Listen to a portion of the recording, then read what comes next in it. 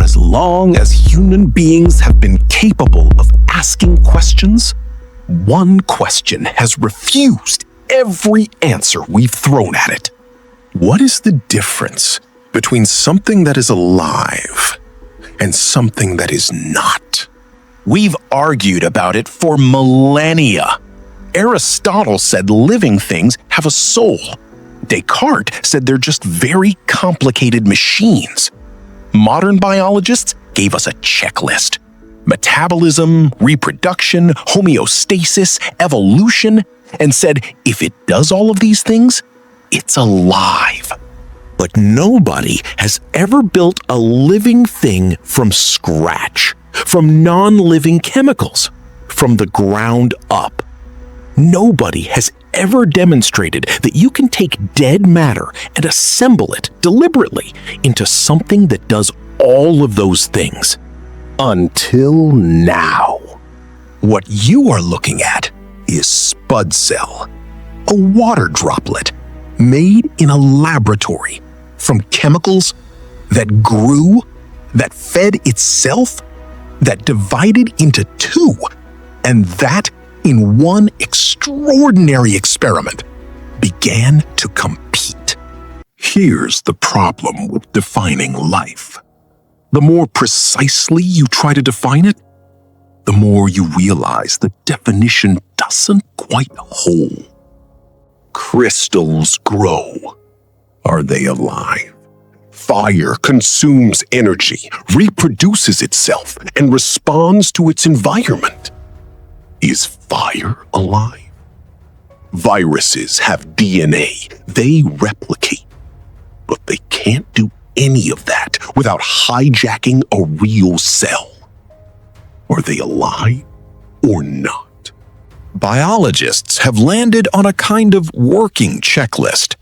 Metabolism, the ability to process energy.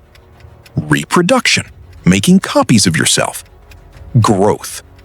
Homeostasis, maintaining internal balance. Response to the environment. Evolution over generations. For most of biological history, every organism that checked all those boxes had one thing in common.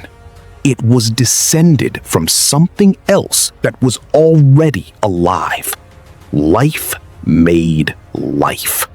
The chain was unbroken, going back billions of years to whatever first started the whole thing. But what if you could break that chain? What if you could take the raw chemicals of life, no cells, no ancestors, just molecules, and assemble them from scratch into something that checks every box?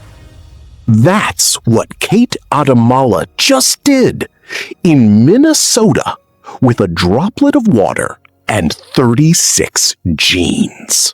Kate Adamala is a synthetic biologist at the University of Minnesota, which means her job, essentially, is to build biology rather than just study it. And she has been working towards SpudCell for years.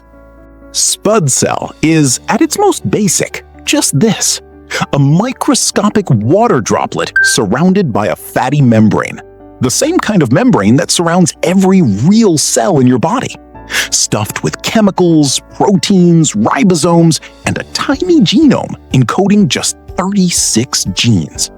For context, a typical bacterium has around 4,000 genes.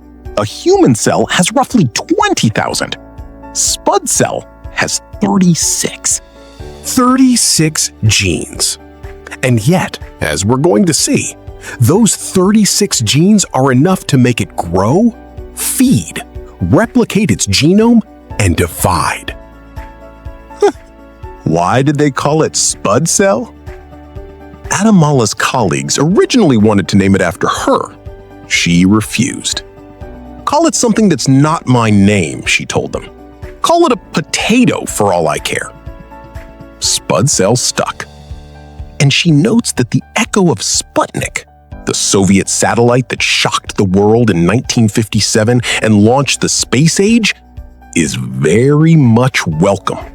Whether SpudCell is the Sputnik of synthetic biology or something even more profound is a question we're going to spend the rest of this video working toward. To understand how SpudCell works, you need to know about something called the Pure system. Developed decades ago, it's essentially a molecular toolkit, a carefully assembled collection of proteins, ribosomes, and other molecular machinery that can do two things: take a DNA sequence and transcribe it into messenger RNA, and take that messenger RNA and translate it into proteins. It's the absolute foundation of what cells do.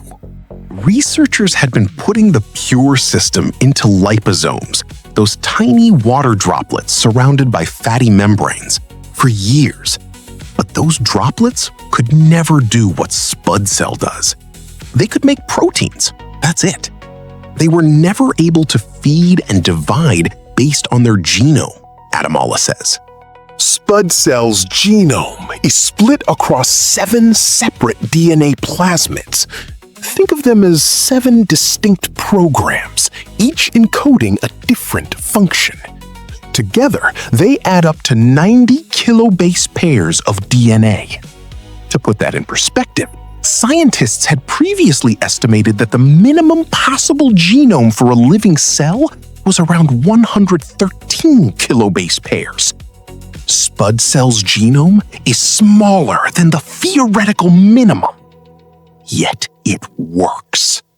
The reason the 7 plasmid structure matters is modularity. Each plasmid encodes one module, one function. The team can modify, replace, or upgrade any single module without disrupting the others. As Adamala puts it, most biologists working with real cells are like engineers handed a full Boeing Dreamliner without the technical plans. SpudCell's team knows exactly what every component does. They built every component. It's like having the Dreamliner blueprints and having built every part from scratch.